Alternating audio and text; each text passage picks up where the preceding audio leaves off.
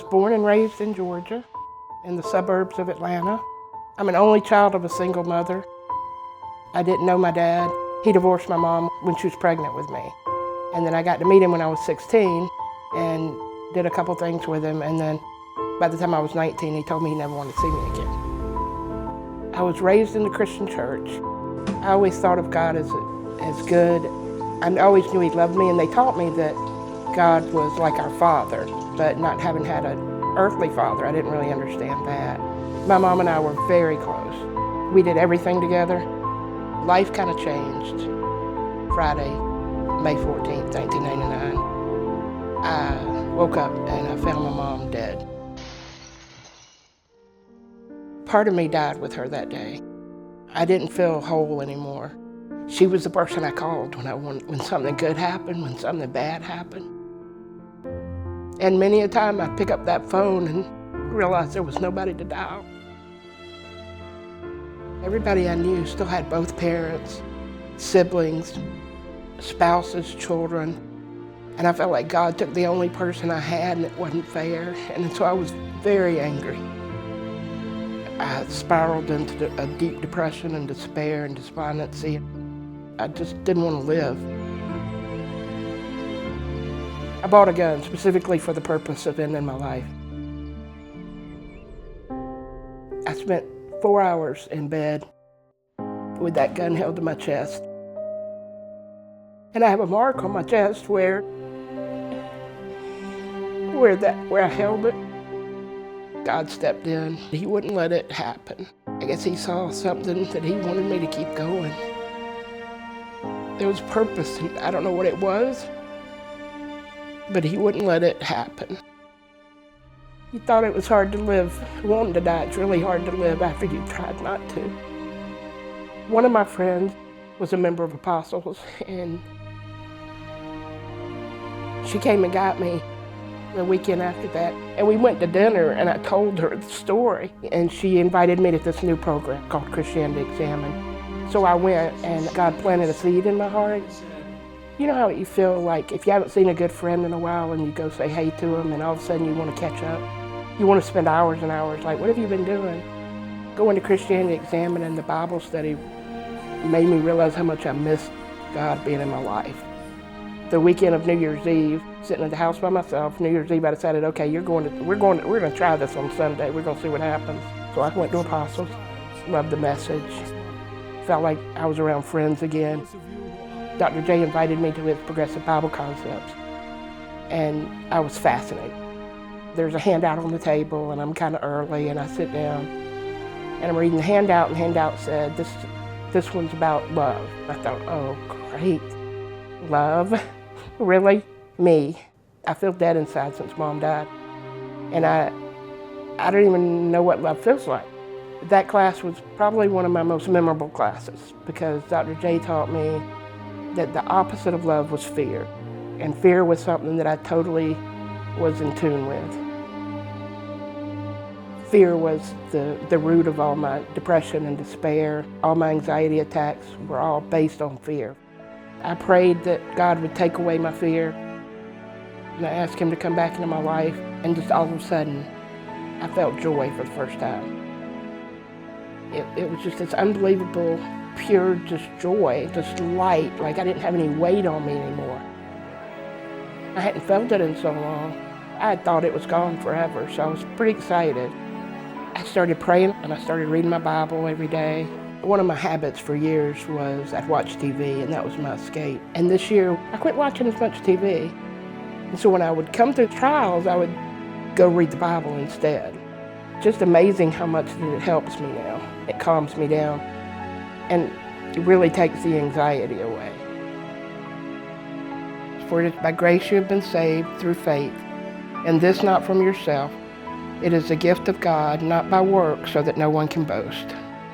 I know that God loves me, and he sent his son, and I can be sure that I'm going to heaven now. I learned that life is not always fair. It hasn't been fair to me, but God is always good. I might not know the answers now. I always hear people say, the first thing I'm going to ask when I get to heaven is, why did you take my mom? And now I've decided that doesn't matter. When I get to heaven, I won't care about the answers to those questions because I'm going to be with Jesus.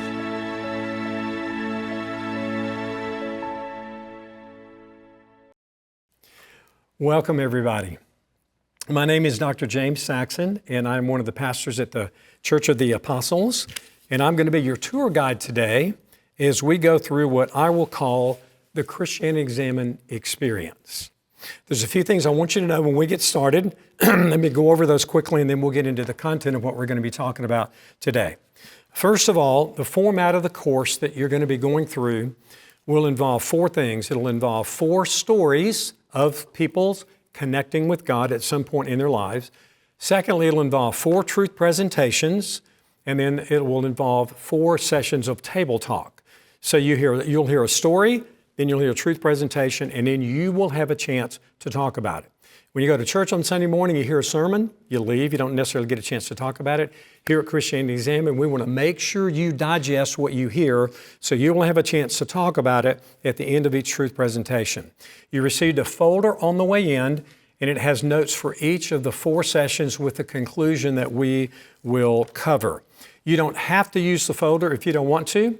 If you want to just sit quietly and ponder what you're going to hear, I think that's certainly a profitable way to approach this because the content of what we are going to be talking about is much deeper than normal everyday conversations, so you do as suits yourself.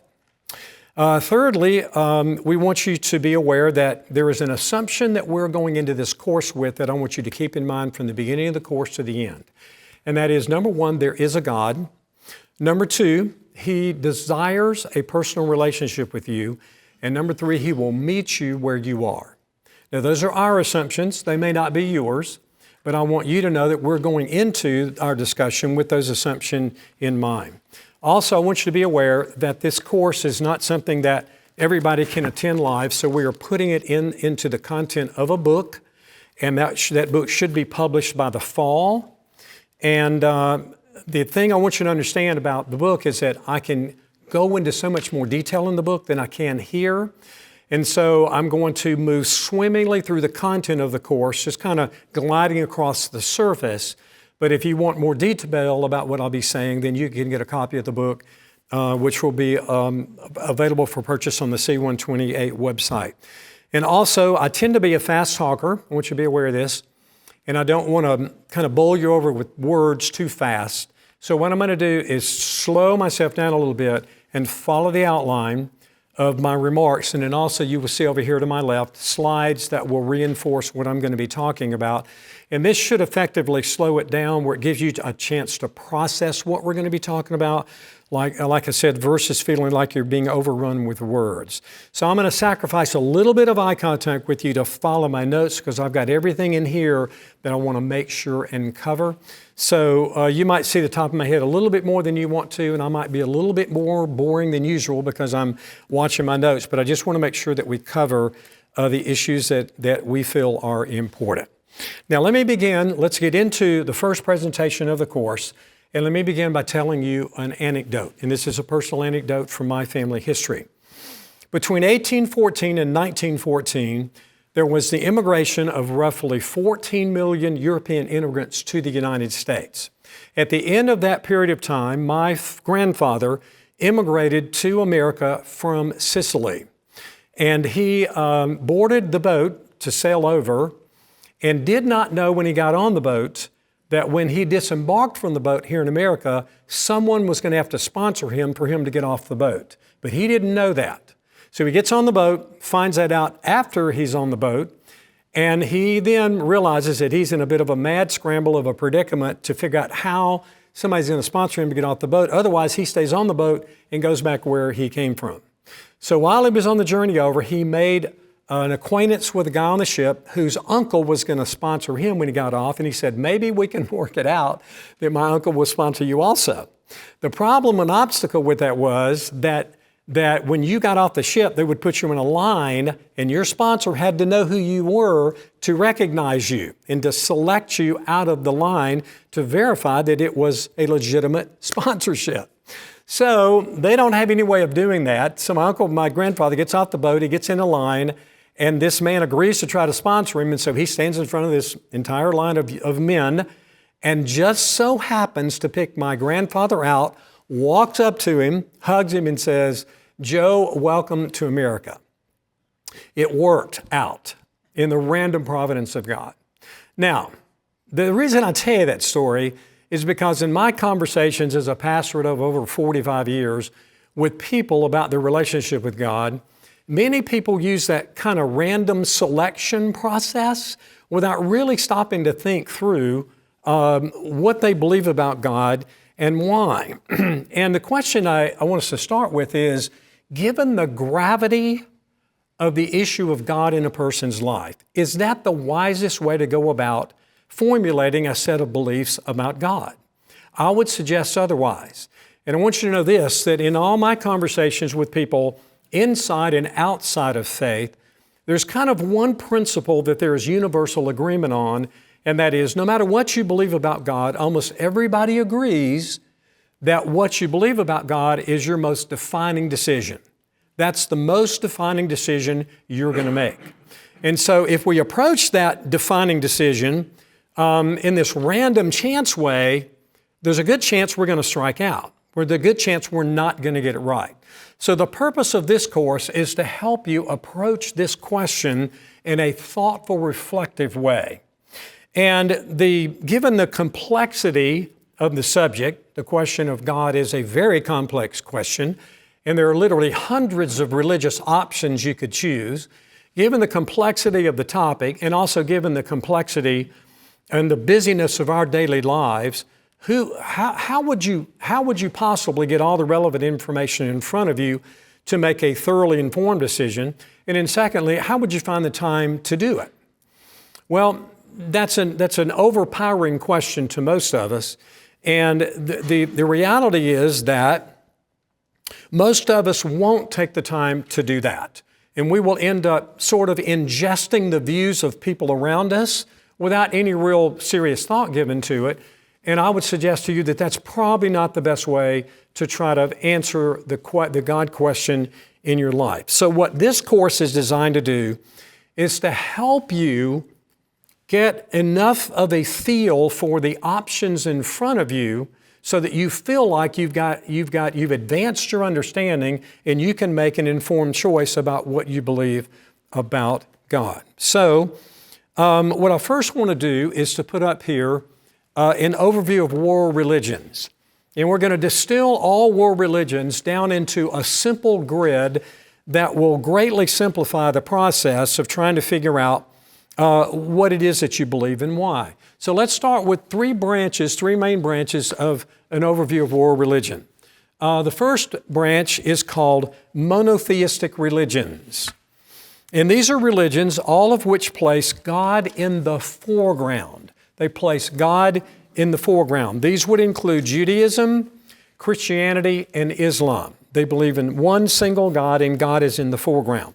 The second group of world religions is what we'll call philosophical religions. All these religions place God in the background. These would include Hinduism, Buddhism, Eastern philosophy such as Confucianism, Taoism, and Shintoism. And then thirdly, the category we have is what's called no God beliefs. And this is the belief systems that place God either within or not at all. There's no God outside of us. He's either within us or He does not exist. These would include the New Age. This would include agnosticism, and this would include atheism. If you want another analogy to help understand these three branches of religion, let's take the idea of riding in a car. The monotheists allow God to ride in the front seat. The philosophical religions allow God to ride in the back seat. The no God belief people don't allow God to ride in the car at all. So that would give you a little bit of a sense for how these religions break down. And now let me show you this from a little bit of a different angle. The monotheistic religions are those who bow down and worship a single God, and they would include these religions. In the middle, you have the philosophical religions, with which the monotheists place God in the foreground, the philosophical religions place God in the background, and these would include Hinduism, Buddhism, Confucianism, Taoism. and Shintoism. And then the third group is the no God beliefs, which places God within you or not at all. And this is the group that doesn't allow God to ride in the car at all, so to speak. And this would include New Age, agnosticism, and also atheism. So if you can kind of begin to see your world religion options through this grid, it helps you begin to simplify it enough that you can begin to get your arms around it. Now, what I want to do from here is to now talk about major religious founders. We're going to center our attention in the course not on all the different religions, but in the major religions and the religious founders, and they would look something like this. We'll put these in chronological order. Judaism was founded by Abraham.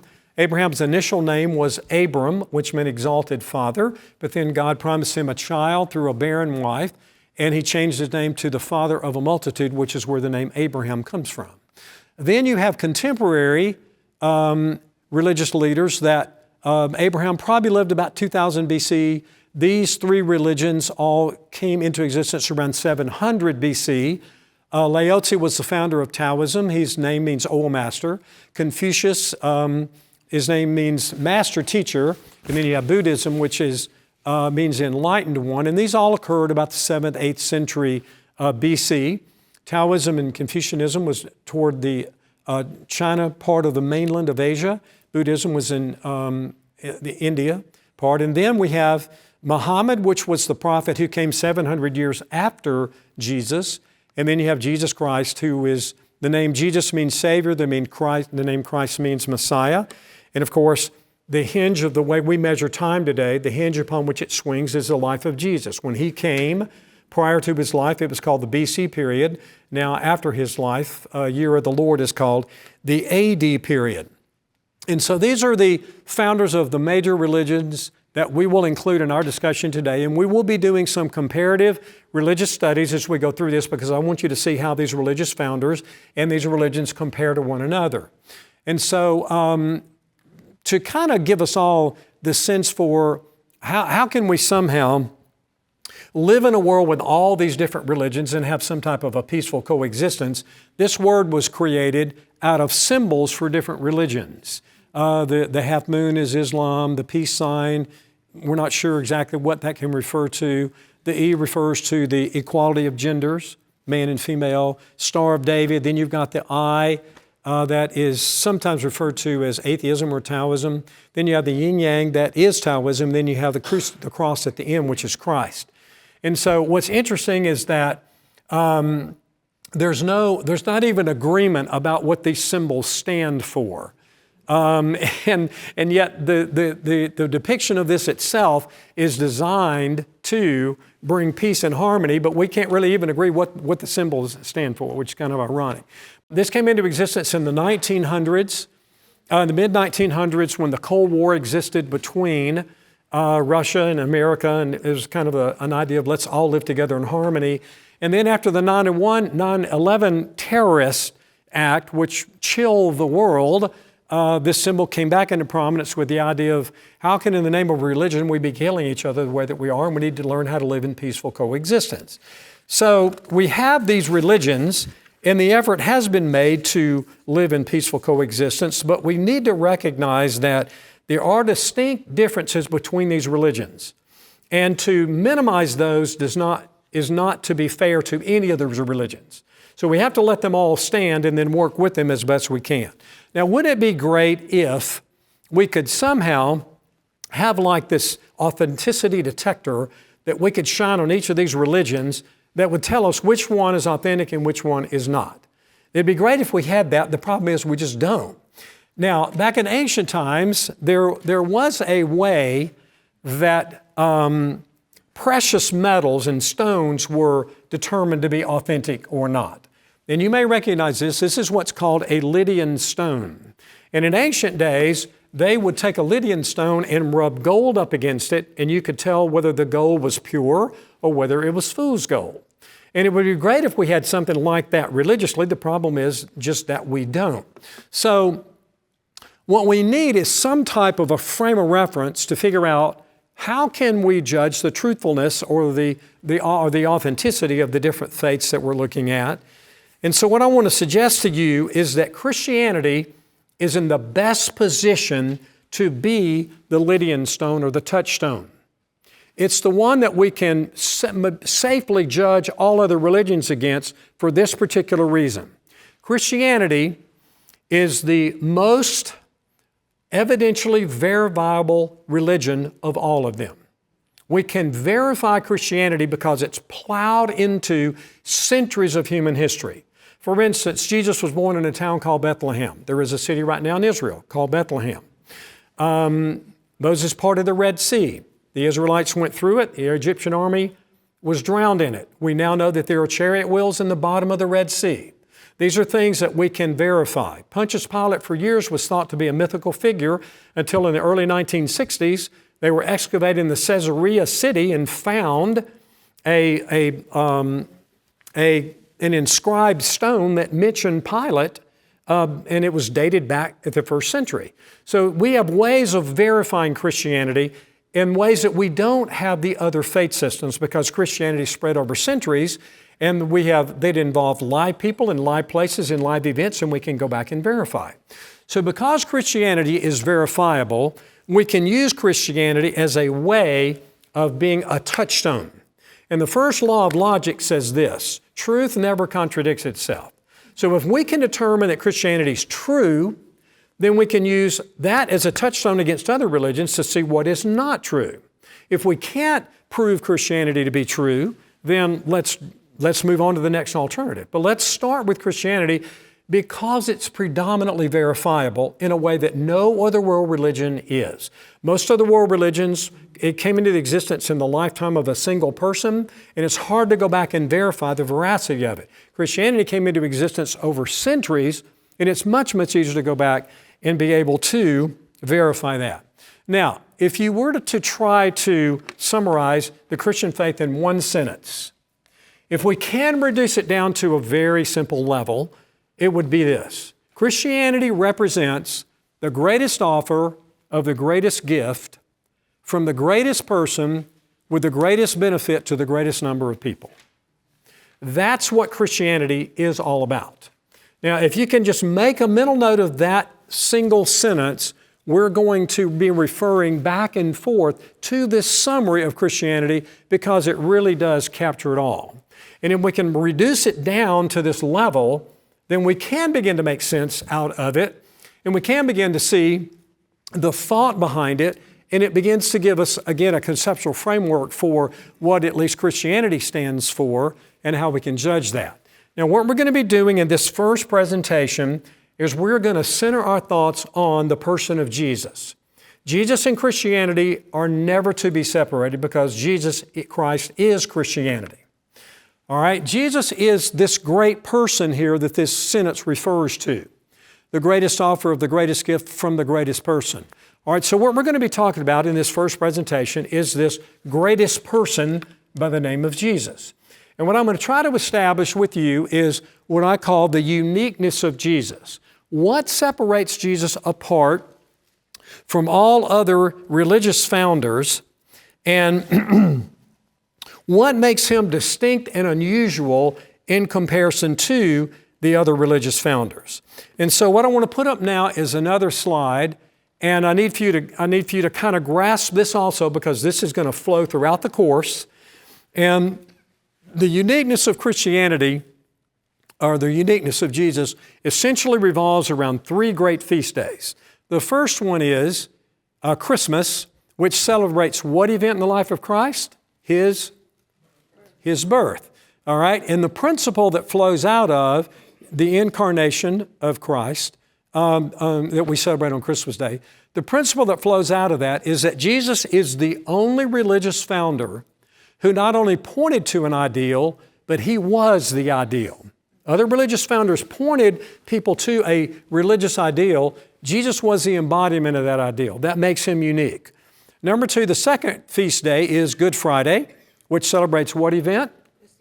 The crucifixion. And out of the crucifixion that we celebrate on Good Friday flows this principle. And that is, Jesus was the only religious founder who posed not only as a model of what he taught, but as the Savior of those he taught. Jesus talked about the problem and the issue of sin, but he also did something about that problem that has a separating effect upon us and God, and Jesus addressed that. And then the third feast day is Easter Sunday, which commemorates what? The resurrection.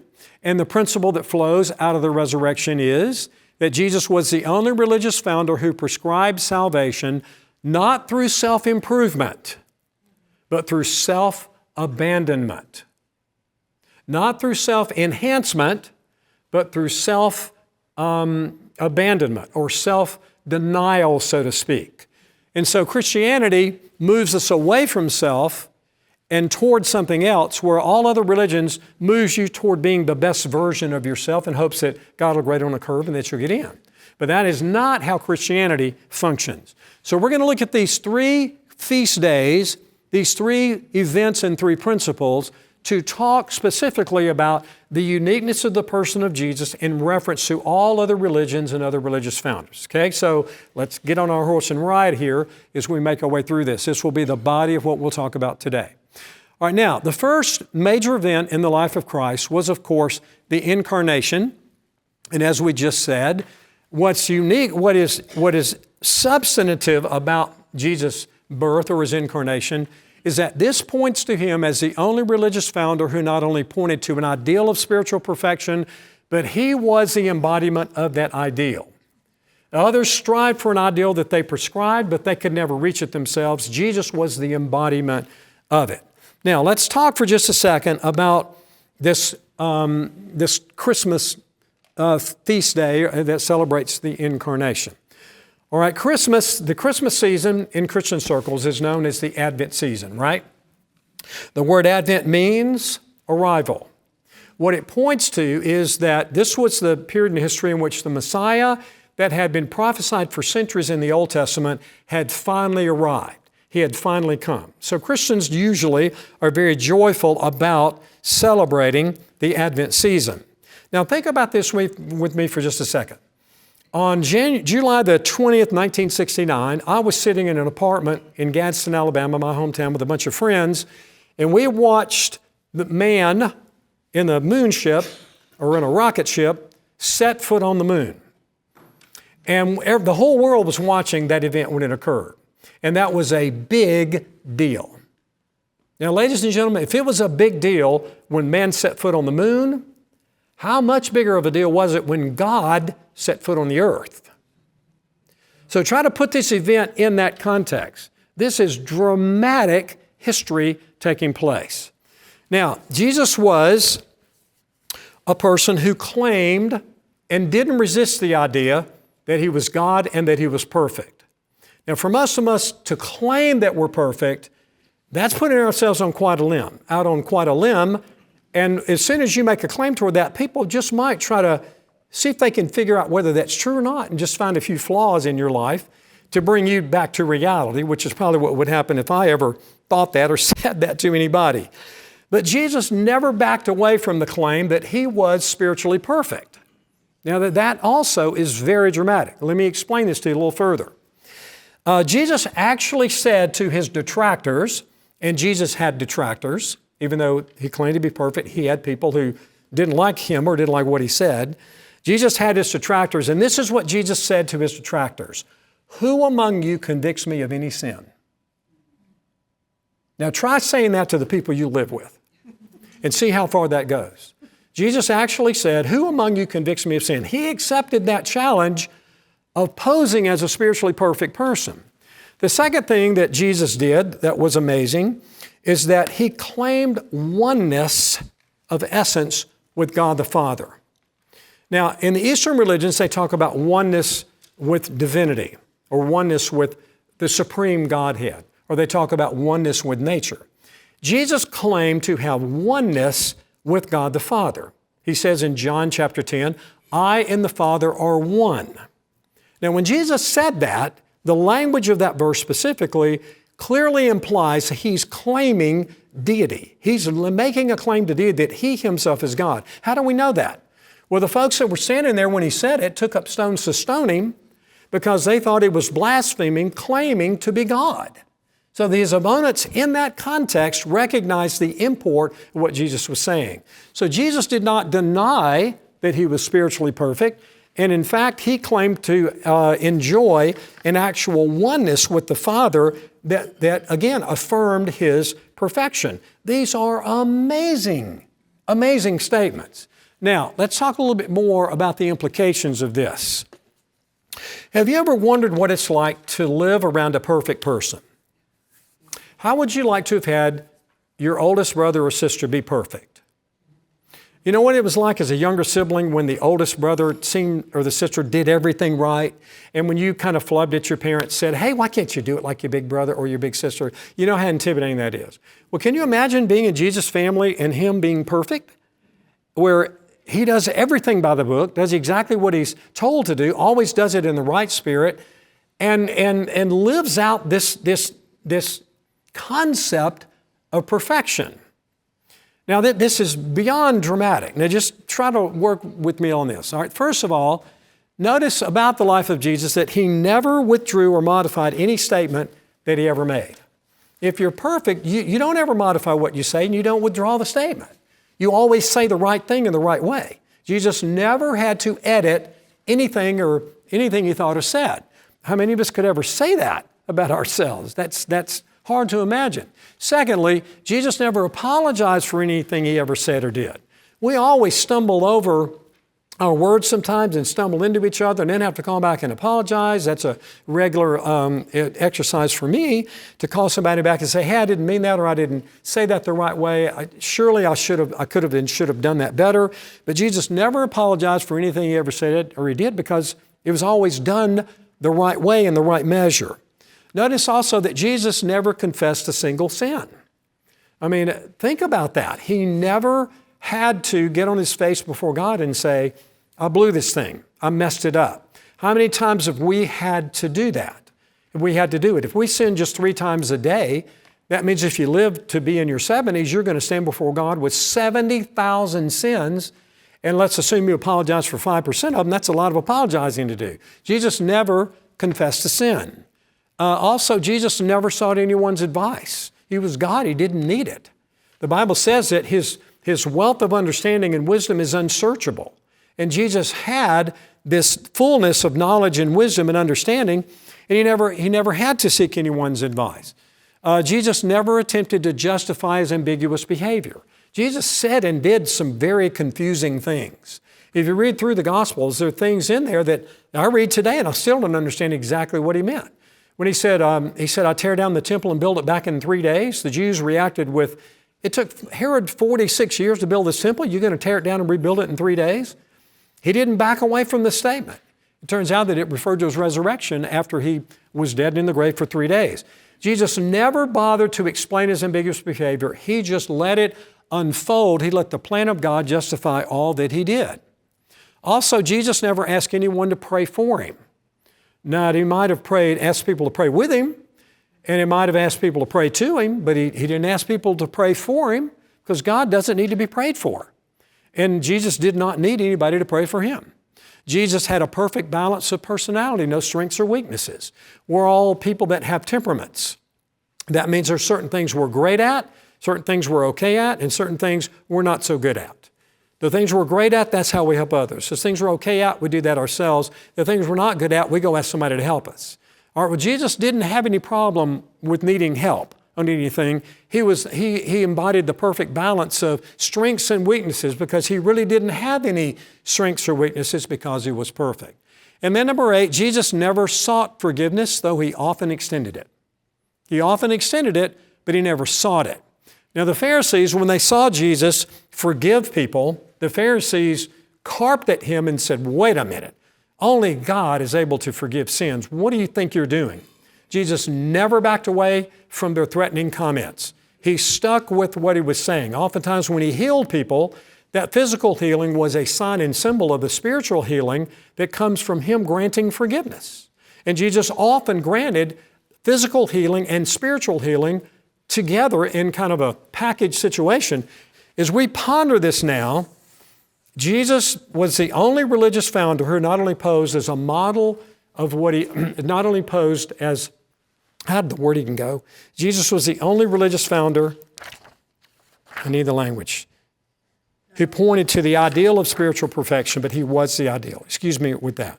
Now, Jesus was the only sinless life the world has ever known. And this establishes him in a completely unique category.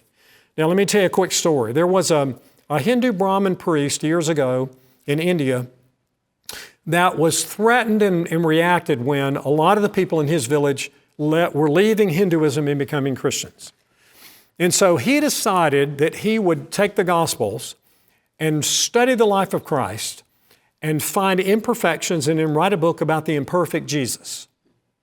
And that would dissuade people from leaving their Hindu roots and becoming Christians. So this Brahmin priest spent 11 years studying the Gospels and never found a single imperfection in Jesus. In fact, after he had finished his 11-year study, he wrote a book on how Jesus was the perfect person, and he became a follower of Jesus himself, which is a dramatization of what we're trying to say. And that is that Jesus was the only sinless life the world has ever known. And he not only posed as a model, but he posed himself as one who was spiritually perfect. So let's leave that first point behind about the uniqueness of Jesus, and let's go now to the second point. The second point that points to the uniqueness of Jesus. All right, what we see here is the scene of the crucifixion. And the second great feast day that we are addressing is the Good Friday feast day, which is coming up in just a couple of weeks. And the event that is commemorated on Good Friday is the crucifixion. Now, what is the implication of the crucifixion of Jesus in terms of Jesus' uniqueness? Jesus was the only religious founder who posed not only as a model to his followers, but also the Savior of his followers. He actually involved himself in the problem of sin and sought to resolve it and to fix it in a way that the other religious founders who pointed out imperfections in people had no means and no way of dealing with that. Now, let's talk about this Good Friday incident. And this is stupendous to try to consider. The reason why it's so significant is because other religious founders came and lived a life that they wanted others to emulate. That was not the primary reason Jesus came. The primary reason Jesus came was not to live a certain life, but to die a certain death. The focal point of Jesus' life was not his life, but his death. Confucius died in a very old age, very disillusioned. Buddha died of food poisoning, and Muhammad died after a brief illness, having eaten some poisoned lamb. But Jesus went to his death in the prime of life, in his early 30s. And Jesus not only went to that death, but he foretold it. And when there were those who tried to dissuade him from it, he rebuked them and pushed them out of the way and said, if you're trying to talk me out of dying on the cross, then you are operating against the purposes of God and not for that. So Jesus went straight into the jaws of his own execution with full intentionality, and he was not to be dissuaded. He was not going to be distracted from that event in his life. And the significance of this is that Jesus lived not so much for the purpose of a life to be emulated, but a death that would come into play in terms of how it would affect sinful people separated from a holy God. The death of Christ represented the bridge that brought these two adversarial parties together. Now, Jesus predicted it. He viewed it as the focal point of his life. And the reason why his life was focused more on his death than his life was this. I'm going to give you a quote. It's a lengthy one. Jesus knew that his followers would never reach the ideal that he represented. He knew they would fall short. Jesus came to die in their place so that they would be spared the consequences of their own imperfection. The word that's used here to describe Jesus' death that comes into play is the word atonement. Jesus was dying as an atonement for the shortcomings of his people. Out of this ultimate act of sacrificial love, Jesus was paying the debt someone else owed. He was paying the debt that someone else owed. And maybe you've seen the cartoon where the two little stick figures are talking to one another, and this one little figure turns to the other one and says, "You know, I just hate the term Good Friday." And the other little figure says, "Why?" And he said, "Well, it's the day that my Lord was hanged upon a tree." And the other little figure in the cartoon says, "Well, if you were scheduled to be hanged that day and he volunteered to take your place on the gallows, how would you feel?" And the other little figure said, "Oh, I'd feel good." And the guy said, "That's why we call it Good Friday. He was dying for you. He was dying on your behalf, and there's something good about that because by his death, you can now be reconciled with the God that you've been alienated from because of your imperfections." So while it is a day in which Jesus died this horrific death, and the details of his passion and death are recorded on the different pages of the Gospels in just gruesome detail, it says in the book of Hebrews that Jesus with joy went through this. Think about that. There was a joy to it because not the experience itself, but because of the accomplishment that it would bring to represent, or rather to reconcile, both heaven and earth. So the second feast day is Good Friday. It points to the crucifixion of Jesus, and the crucifixion of Jesus represented an act of sacrificial love that made it possible for heaven and earth to once again come together on peaceful terms. We will talk about this more in presentation number 3. And now we come to the third feast day that defines as a definitive pillar of the Christian faith. And that third feast day is Easter Sunday. And on Easter Sunday, what event in the life of Jesus is commemorated? The resurrection. All right, now, out of the resurrection, there is a third principle here that points to the uniqueness of Jesus. Please try to absorb this. It's amazing the number of people that totally miss this in their day-to-day experience, whether they're in the Christian faith or outside of it. Listen to the principle. Jesus is the only religious leader who prescribes salvation through self-abandonment, not through self-improvement. He is the only religious founder who prescribes salvation not through self-enhancement or self-help or doing your best to create the best version of yourself. Jesus turned us away from that idea completely. Rather, he prescribes salvation not through self-improvement, but through self-abandonment. At the heart of the Christian experience in our connection with God is the principle of self-denial. Now, let's try to elucidate this for just a minute. All right, let's look at the other religious founders and the way their lives ended upon the earth in comparison to the way this worked for Jesus. First of all, Confucius died and was buried a very disillusioned man. Very few people listened to what he had to say, and he grew he despaired as life went on that no one listened to him. Abraham died at a ripe old age. I think he was 175 years old. He's buried in the ancient town of Machpelah in a cave he purchased for 400 shekels. Lao Tzu supposedly wandered off with his water buffalo and was never heard from again. Buddha died of poisoned wild mushrooms after he lived a life of rigorous discipline that just completely exhausted him. And he ingested this poisonous food and his life ended. Muhammad died, and he died of a dish of lamb that was not healthy. He died and was embalmed and is buried in Medina, where his body is currently under guard. In comparison to all of these religious founders, think about the person of Jesus. Jesus, in contradistinction to all of these people, rose from the dead. Jesus entered the grave, but he exited the grave. Now we're talking something enormously momentous. Let me explain to you how dramatic this was through a little story. Back when Napoleon was trying to conquer the world, he had conquered much of Europe, and he did battle with England I believe it was the Battle of Waterloo. And the Duke of Wellington was the British general in charge of the British Army, and he defeated Napoleon. Very wise, strategic, tactically wise general. And so the people back in England were waiting to hear the news on the result of the battle. So there was a guy standing on the seashore, and there was a ship coming toward the British shoreline, and it radioed these words, "Wellington defeated," and then fog enveloped the ship, and he didn't see the rest of the message. So the message that first came through was that Wellington had lost the battle, and that was newsflashed all over Britain. They thought the battle had been lost.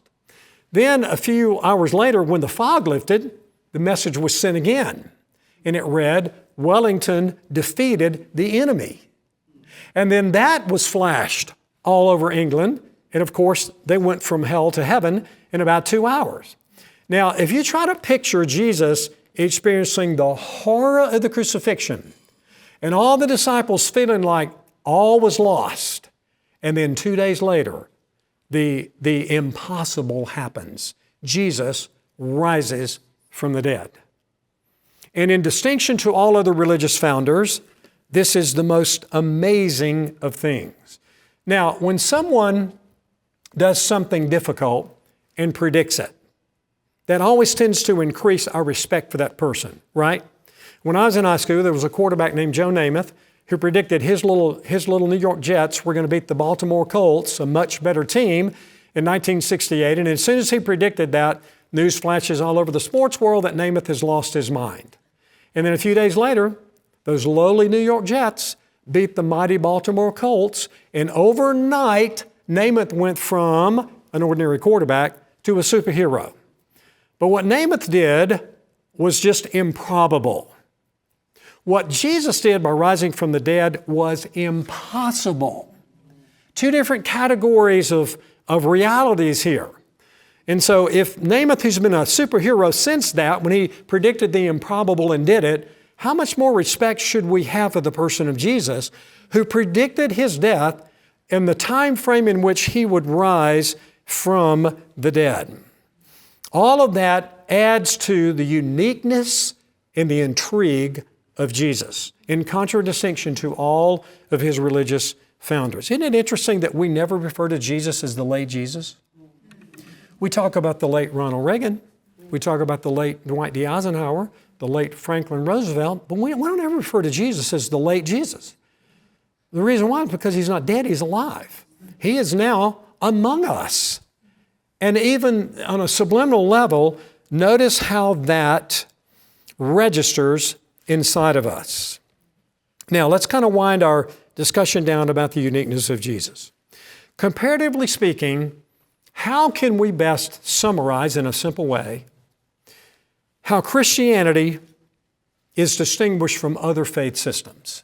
What is the best way to do that? All right, let me give you a little saying that I think is in your notes, and if not, you can write it down. In terms of other worldwide religions, they all represent man's efforts to get to God. They all represent man's efforts to get to God. On the other hand, Christianity represents God's efforts to get to us. That is the simplest and most poignant contrast of the Christian faith and other religions, which points to the uniqueness of Jesus as well as the Christian faith. There's one other slide I want to show you. And that is there a place in the Bible where it speaks about the relationship of Christianity to other world religions? And I believe that there is, and I've never, ever heard anyone in any book I've ever read or any sermon I've ever heard, I've never heard anybody make this point. So see what you think about it. In the Gospel of Matthew, after Jesus was born, there was a group of journeymen who showed up in Jerusalem called the Magi. And they were searching for him who had been born King of the Jews. So they went to Herod and said, "We're looking for him. Where is he? King of the Jews. We're here to worship him. We're here to pay our respects." And Herod is troubled by this, a very insecure ruler, so he calls in the chief priests and the rulers and says, is there some reference in the Bible to this King of the Jews being born? And they said, well, there's a reference to the Messiah being born, and he's supposed to be born in this little town called Bethlehem, which is a few miles south of Jerusalem. So Herod calls the Magi back together and says, why don't you head down to the city of Bethlehem and see what you can find, and once you find him, come back and let us know so we can worship him too, which is not what Herod was thinking at all. But anyway, the Magi go down and they find Jesus with his parents, and it says they immediately recognized who he was because there was a star that had led them from the east and shone over the birthplace of where Jesus was. Now, when these three men found the baby Jesus, what was their response? It says that they bowed down to him and worshiped him. They didn't just come to pay a tribute of royalty, but they came to worship him. Now, worship is something that's reserved only for God. And so that these three wise men worshiped Jesus while he was just a baby. You know, people are born babies and they grow up to be somebody famous. Who has ever worshiped or reverenced as a baby? Almost no one. But here you've got people worshiping Jesus as a baby and giving to him gifts of gold, frankincense, and myrrh. Gold was royalty. Frankincense had to do with his priesthood, and myrrh had to do with his death and burial. Incredible symbolism. And it says that they worshiped him. Now, I want you to understand that those three representatives came from the Eastern religions, probably Zoroastrianism, and it represented the picture we see that the Bible tells us that one day every knee will bow and every mouth will confess that Jesus is Lord. And that took place at his birth. So that incident shows to us the relationship of Christianity to other religions. Representatives of other religions bowed down and worshiped and recognized him to be God. So here's where we end our presentation, our first presentation about the uniqueness of Jesus. This is what Jesus claimed to be and even what his enemies recognized about him. Jesus, by essence, was the condensation of deity and the magnification of humanity in a single person. Jesus was the condensation of divinity and the magnification of humanity in a single person. He was God, and he was man. And out of this experience with the Magi flows this famous Christmas saying that I absolutely love. It goes like this, and you sometimes see it on billboards. Wise men still seek him. Now, one last comment. Next section, the topic of the section will be the reliability of his word. But let us leave this topic with this idea in mind. Jesus claimed to be God. He was God. That makes him unique. And today, wise people still seek him.